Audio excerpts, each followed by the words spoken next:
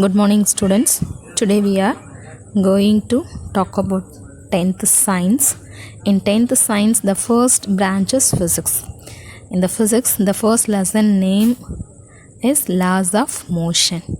So laws of motion பற்றி நம்ம படிக்கணுன்னா நம்ம பேசிக்ஸாக நிறைய விஷயங்களை தெரிஞ்சுக்க வேண்டியது இருக்குது. என்னென்னலாம் நம்ம தெரிஞ்சுக்கணும் அப்படின்னா, நம்மளை பொறுத்த வரைக்கும் ஹியூமன் பீயிங்ஸை பொறுத்த வரைக்கும் நம்மளை சுற்றி இருக்கக்கூடிய திங்ஸ் எல்லாம் எப்படி ஒர்க் ஆகுது, எப்படி ஃபங்க்ஷன் ஆகுது, சம் பாடிஸ்லாம் ஏன் ரெஸ்ட்டாக இருக்குது, சம் பாடிஸ் ஏன் மோஷனில் இருக்குது அப்படின்ற விஷயங்கள் நமக்கு தெரியாமல் இருக்கும். அதை நம்ம ரொம்ப ஒரு இன்ட்ரெஸ்டோட க்யூரியஸாக நம்ம அதை பற்றி தெரிஞ்சுக்கணுன்னு இருப்போம். ஓகேங்களா?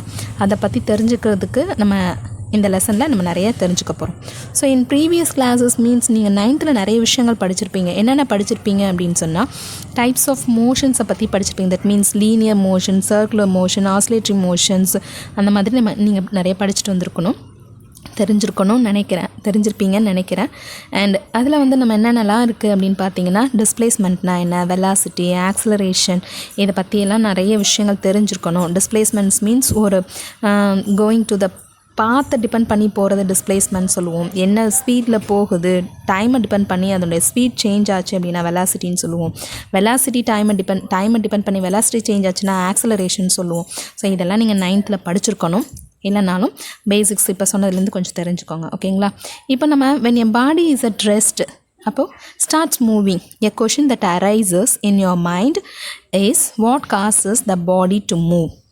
ஏன் ஒரு ஆப்ஜெக்ட் ரெஸ்ட்டில் இருந்தது மூவ் பண்ணுறோம், ஏன் மூவிங்கில் போயிட்டு இருந்த ஆப்ஜெக்ட் ஏன் ரெஸ்ட்டுக்கு வருது, எந்த ஃபோர்ஸ் எந்த ஒரு ரீசன் ஏன் அதை நமக்கு பிரிங்ஸ் டு ரெஸ்ட், எதுக்காக அதை நம்ம ரெஸ்ட்டுக்கு கொண்டு வரணும், இந்த மாதிரியான ரீசன்ஸ்க்கெல்லாம் நமக்கு ஆன்சர் தெரியணும். இந்த மாதிரி கொஷின்ஸ்க்கெல்லாம் ஆன்சர் தெரியணும். அண்ட் தென் சம் ஆப்ஜெக்ட் மூவிங்கில் இருக்கும்போதே பார்த்திங்கன்னா திடீர்னு ஸ்லோ டவுன் ஆகும், திடீர்னு பார்த்தா ஸ்பீட்ஸ் அப் ஆகும், அண்ட் தென் அதோடைய டேரக்ஷன் சேஞ்ச் ஆகும். ஏன், எதனால், what speeds up or slows down the body, what changes the direction of motion. இதுக்கு எல்லாத்துக்கும் நமக்கு இந்த எல்லா கொஷின்ஸ்க்கும் நம்ம ஆன்சர் தெரியணும் அப்படின்னு சொன்னால் அதுக்கு நமக்கு ஒரே கொஷின், ஒரே answer. All the above questions having only one answer, that is force. ஓகேங்களா? in a common man's understanding of motion, a body needs a push or pull to move or bring to rest or change its velocity. Hence this push or pull is called a force ன்னு சொல்கிறாங்க. So actually நம்ம force அப்படிங்கிறத நம்ம எப்படி எடுத்துகிட்ருக்கோம் அப்படின்னா, நம்ம ஒரு object மூவிங்கில் இருக்குது அப்படின்னு சொன்னால் அதை நம்ம பிடிச்சி நிறுத்தணும் அப்படின்னு சொன்னால் அதுக்கு தேவையான ஃபோர்ஸ், அதுக்கு தேவையான ஒரு புஷ் பண்ணுறதோ இல்லை புல் பண்ணுறதோ தான் நம்ம என்னன்னு சொல்லிகிட்ருக்கோம், ஃபோர்ஸ்ன்னு நம்ம ரீசன் சொல்லிகிட்ருக்கோம். அதை ரெஸ்ட்டு கொண்டு வரணும், இல்லை மூவ் பண்ணால் புஷ் பண்ணுறோம், ரெஸ்ட் கொண்டு வரணும், புல் பண்ணணும், இந்த மாதிரி விஷயங்கள், அதோடைய வெலாசிட்டியை சேஞ்ச் பண்ணுறது, இதை தான் நம்ம என்னன்னு சொல்லிகிட்ருக்கோம், ஃபோர்ஸ்ன்னு நம்ம சொல்லிகிட்ருக்கோம். ஸோ இப்போ ஃபோர்ஸ்னால் என்னன்னு பார்க்கணும். Let us define force in a more scientific manner using 3 laws proposed by Sir Isaac Newton. Actually என்னென்னா, a force cannot be seen, a ஃபோர்ஸ் can be judged only by the effect which can produce in various bodies around us. நம்ம சுற்றி இருக்கக்கூடிய different bodies மேலே நம்ம produce பண்ணக்கூடிய எஃபெக்டை தான் நம்ம என்னன்னு சொல்கிறோம், ஃபோர்ஸ்ன்னு சொல்கிறோம். ஸோ அதுக்கான எக்ஸாம்பிள்ஸை நம்ம என்னென்ன சொல்லலாம்னா, a force can move a stationary body, ஒரு ஸ்டேஷ்னரி பாடியை மூவ் பண்ணுறது, இல்லையா ஒரு ஆப்ஜெக்ட் மூவிங்கில் போயிட்டுருக்கிற ஆப்ஜெக்டை ஸ்டாப் பண்ணுறது, இல்லை அதனுடைய ஸ்பீடை சேஞ்ச் பண்ணுறது. and then வேறு என்னன்னா, a force can change the direction of a moving body. அப்போ கண்டிப்பாக ஒரு டைரெக்ஷனில் போயிட்டுருக்கிற ஆப்ஜெக்டை வேற ஒரு டைரெக்ஷனுக்கு சேஞ்ச் பண்ணுறதுக்கு we have resisting, நம்ம அதுக்கான ஒரு இன்சிஸ்ட் கொடுக்குறோம். நம்ம அந்த இன்சிஸ்ட்டை தான் நம்ம என்ன சொல்கிறோம், அதை தான் நம்ம ஃபோர்ஸ்ன்னு சொல்லிகிட்ருக்கோம். So we are having 2 kinds of forces. ஒன்று பேலன்ஸ்டு ஃபோர்ஸ், இன்னொன்று அன்பேலன்ஸ்டு ஃபோர்ஸ்ன்னு சொல்லுவோம். ஸோ பேலன்ஸ்டு ஃபோர்ஸ் மீன்ஸ் என்ன அப்படின்னு சொன்னால், ஒரு ஆப்ஜெக்ட் மேலே ஃபோர்ஸஸ் ஆக்ட் ஆகிட்டுருக்கு அப்படின்னு சொன்னால், நிறைய ஃபோர்ஸஸ் ஆக்ட் ஆகிட்டுருக்கு. அந்த லாட் ஆஃப் ஃபோர்ஸஸ் ஆக்ட் ஆகிட்டு இருக்கும் பொழுது அதை எல்லாத்தையும் ஆட் பண்ணுங்கள், அந்த டோட்டல் ஃபோர்ஸ் நமக்கு வேணும் அப்படின்போது the total force acting on a body is equal to 0. That is called as balanced force. If the resultant of all the forces acting in a body is 0, the forces are called balanced force. Balanced force என்னென்னலாம் பண்ணோம் அப்படின்னு சொன்னால், இப்போ ஒரு stationery object மேலே வந்து forces act ஆகிட்டுருக்கு அப்படின்னு சொன்னால், அந்த ஸ்டேஷ்னரி ஆப்ஜெக்டில் பேலன்ஸ் ஃபோர்ஸ்னால் அது ஸ்டேஷ்னரியாகவே வச்சுருக்க ட்ரை பண்ணோம். அதே மாதிரி பொசிஷன் அப்படின்னு சொல்லும்போது பொசிஷன் மேலேயும் நம்ம ஒரு பர்டிகுலர் பொசிஷனில் இருக்கக்கூடிய ஆப்ஜெக்ட் மேலே ஃபோர்ஸஸ் ஆக்ட் ஆகிட்டுருக்கு அப்படின்னு சொன்னால்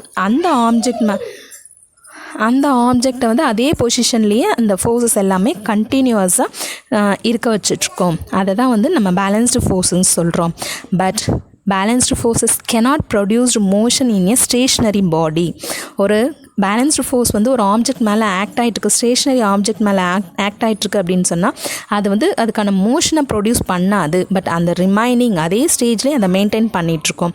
but can change the shape and size of the body. கண்டிப்பாக ஒரு ஸ்டேஷ்னரி பாடி மேலே ஃபோர்ஸஸ் ஆக்ட் ஆகிட்டுருக்கு அப்படின்னு சொன்னால் அந்த ஷேப் அண்ட் சைஸை சேஞ்ச் பண்ணிமே தவிர்த்து அதர்வைஸ் அதை வந்து ஸ்டேஷ்னரியிலேருந்து மூவிங் ஆப்ஜெக்டாக சேஞ்ச் பண்ணாது. இது பேலன்ஸ்டு ஃபோர்ஸ். அகைன் திரும்ப ரிப்பீட் பண்ணுறேன். Balanced force means if the resultant of all the forces acting in a body is zero, the forces are called balanced force. Unbalanced force.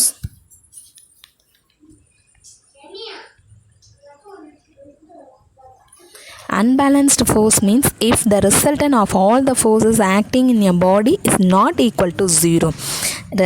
all the forces ஒரு object மேலே act ஆகக்கூடிய forces ஜீரோக்கு வந்துச்சுன்னா அது balanced force, ஜீரோக்கு வரல அப்படின்னு சொன்னால் அது அன்பேலன்ஸ்டு ஃபோர்ஸ்னு சொல்லுவோம். ஓகேங்களா? அன்பேலன்ஸ்டு ஃபோர்ஸஸ்க்கு நிறைய எக்ஸாம்பிள்ஸ் நம்மக்கிட்ட இருக்குது. என்னென்னா ரெண்டு டிஃப்ரெண்ட் வெயிட் இருக்கவங்க, டிஃப்ரெண்ட் ஸ்ட்ரென்த் இருக்கிற ரெண்டு பேர் வந்துட்டு ஃபைட் பண்ணுறாங்க அப்படின்னு சொன்னால் யார் ஒருத்தவங்க அதிகமான ஸ்ட்ரென்த் இருக்காங்களோ அவங்க தானே வின் பண்ணுவாங்க. ஸோ அந்த மாதிரி அன்பேலன்ஸ்டு ஃபோர்ஸ்னு சொல்லிக்கலாம். தென் நம்ம இப்போ படிக்க போகிற லாஸ் ஆஃப் மோஷன் எப்படி நம்ம படிக்கிறோம், எந்த பிரான்ச்சில் நம்ம படிக்கிறோம்னா லாஸ் ஆஃப் மோஷன் பார்த்திங்கன்னா ஃபிசிக்ஸோடைய ஒரு பிரான்ச் தான், ஃபிசிக்ஸில் படிக்கக்கூடியது. பட் மெக்கானிக்ஸுங்கிற ஒரு பிரான்ச்சில் தான் நம்ம இதை படிச்சுட்ருக்கோம். So mechanics is the branch of physics that deals with the effect of force on bodies. It is divided into two branches, namely statics and dynamics. ஓகேவா? ஸ்டாட்டிக்ஸ் மீன்ஸ் என்ன அப்படின்னா ஸ்டாட் மீன்ஸ் ரெஸ்ட்னு அர்த்தம், டைனமிக்ஸ்னால் motion. So ஸ்டாட்டிக்ஸ்னால் moving ஆப்ஜெக்டை பற்றி படிக்கிறது, டைனமிக்ஸ்னால் statics means ரெஸ்ட்டில் இருக்கக்கூடிய ஆப்ஜெக்டை பற்றி படிக்கிறது, டைனமிக்ஸ் மீன்ஸ் மூவிங்கில் இருக்கக்கூடிய ஆப்ஜெக்டை பற்றி படிக்கிறது. ஸோ டைனமிக்ஸாக ஃபர்தராக நம்ம டிவைட் பண்ணோம் அப்படின்னு சொன்னால் டூ டைப்ஸாக டிவைட் பண்ணலாம். ஒன்று கைனமேட்டிக்ஸ், இன்னொன்று கைனட்டிக்ஸ். கைனமேட்டிக்ஸ் மீன்ஸ் என்ன அப்படின்னா it deals with the motion of the bodies without considering the cause of motion, that is kinematics. Kinetics means it deals with the motion of bodies considering the cause of motion. மோஷனுக்கான ரீசனை consider பண்ணால் kinetics, மோஷனுக்கான ரீசனை consider பண்ணலைன்னா kinematics. ஓகேங்களா? இப்போ நம்ம அடுத்த டாபிக் என்ன போகிறோம் அப்படின்னா லாஸ் ஆஃப் மோஷனை பற்றி பார்க்கணும் இல்லையா? ஸோ அதில் ஏன் லாஸ் ஆஃப் மோஷனை பற்றி நம்ம படிக்கணும்? ஸோ யார் இதுக்கு கொடுத்தாங்க? Who is Newton? அதுக்கான கொஷின் நம்ம கேட்கணும். Who is Newton? Sir Isaac Newton born on 1943 and died on 1727. Actually he is physicist who formulated the laws of motion. So நம்மக்கிட்ட இருக்குது 3 kinds of losses இருக்குது. யார்? சர் ஐசக் நியூட்டன் கொடுத்தது 3 kinds of losses கொடுத்துருக்காரு, 3 kinds of laws கொடுத்துருக்காரு. First law, second law and third law. So நியூட்டன்ஸுடைய first law என்ன அப்படின்னு சொன்னால் this law states that every body continues to be in it state of rest or the state of motion along a straight line unless it is acted upon by some external force. அதாவது என்னென்னா ஒரு கண்டினியூஸாக மோஷனில் இருக்கக்கூடிய ஒரு ஆப்ஜெக்டையோ இல்லை கண்டினியூஸாக ரெஸ்ட்டில் இருக்கக்கூடிய ஒரு ஆப்ஜெக்டையோ அதனுடைய ஸ்டேட்டை வந்து சேஞ்ச் பண்ணணும். இந்த state of rest or state of motion change பண்ணணும் அப்படின்னா கண்டிப்பாக அதுக்கு மேலே ஒரு எக்ஸ்டர்னல் ஃபோர்ஸ் ஒர்க் ஆகாத வரைக்கும் அது சேஞ்ச் ஆகாது. ஓகேங்களா? So every body continues to be in a state of rest or state of uniform motion along a straight line unless it is acted upon by some external force. It is the first law and it gives the definition of force as well as inertia. இது force கிடையாது, ஆனால் ஃபோர்ஸுடைய டெஃபினேஷனை இது கொடுக்கும், as well as இனர்ஷியான்னு சொல்கிறாங்க. So force is an external effort in the form of push or pull. ஓகேங்களா? So முன்னாடியே சொன்னது புஷ்ஷிங்கும் புல்லிங்கும், அதாவது நம்ம ஒரு ஆப்ஜெக்டை ஒர்க் பண்ண வைக்கிறதுக்கு நம்ம கொடுக்குற எஃபோர்ட் தான் force.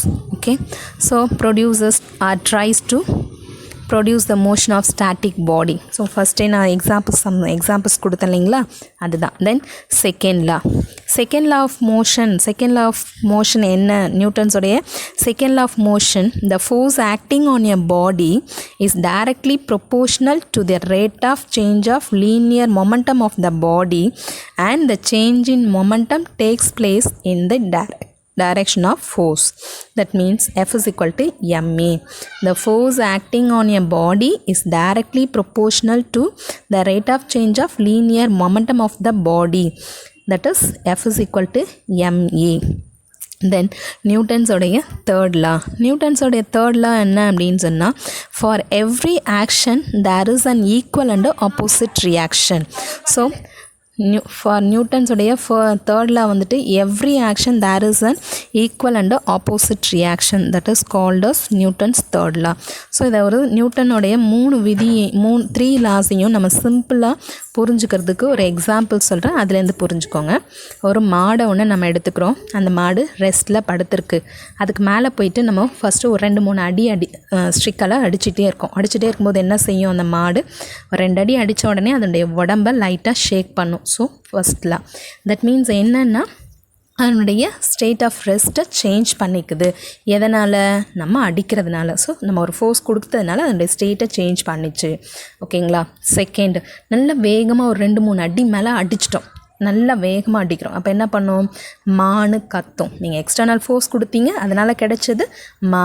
So F is equal to MA. ஓகேங்களா? அண்ட் தேர்ட் லாக்கு நல்லா வேகமாக அடிச்சுக்கிட்டே இருக்க, நம்ம கண்டினியூஸாக அடிச்சுட்டே இருக்கோம்.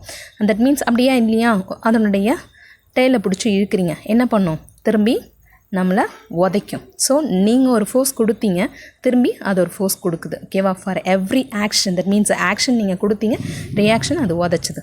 இதுதான். ஸோ இதில் இருந்துட்டு 3 லாஸையும் நீங்கள் ஈஸியாக புரிஞ்சுருப்பீங்கன்னு நினைக்கிறேன். தேங்க்யூ.